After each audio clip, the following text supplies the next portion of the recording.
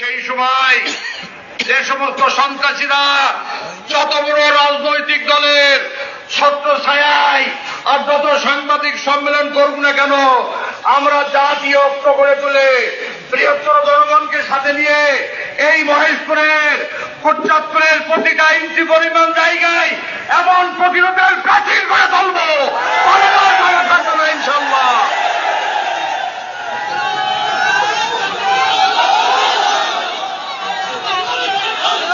আমি সুস্পষ্ট করে বলতে চাই, তোমরা জামাত ইসলামীর মা বোনদের গায়ে আঘাত করনি। তোমরা প্রায় 200 কোটি মুসলিম উম্মার পরিগায় আঘাত হলে দাবানল সৃষ্টি করেছ। তাদেরকে গ্রেফতার না করলে এই জনগণকে আর কোনো পানি দিয়ে আগুন নিভানো যাবে না। আমি প্রশাসনকে বলবো, যারা এই কাজ করেছে তারা কোনো সভ্য পিতামাতার সন্তান হতে পারে না। তাদেরকে আমরা ভালো করে চিনি।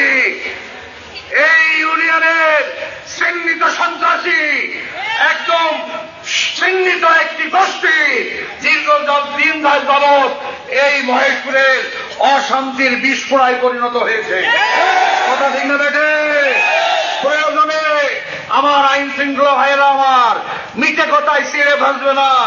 আপনারা সন্ত্রাসীদেরকে গ্রেফতার করে প্রমাণ করুন আপনারাও মায়ের সন্তান, আপনারাও যথার্থ সভ্য মানুষের সন্তান। দেশের পবিত্র দায়িত্ব আপনাদের হাতে।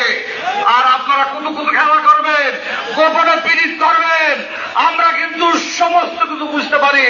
আমি আমার মহেশপুর কোটচাঁদপুরে জামাত ইসলামী এবং শিবিরের সকলকে পাহারাদারের ভূমিকা পালন করতে চাই। পাহারাদারের ভূমিকা পালন করতে পারবেন আপনারা? জাতি, ধর্ম, বর্ণ, গোত্র নির্বিশেষে সাম্প্রদায়িক সম্প্রীতি রক্ষা করে মানবতাকে পাহারা দিতে হবে। এমপিগিরি বড় না, আমরা বড় চৌকিদার হব।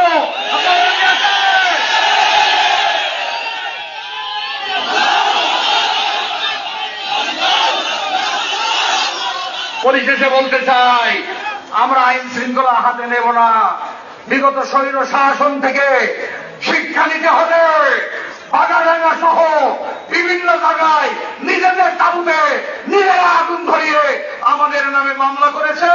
আমি 119টা মামলা আসামি, আমার আর শিখাতে হবে না। আমার চুল পেকেছে,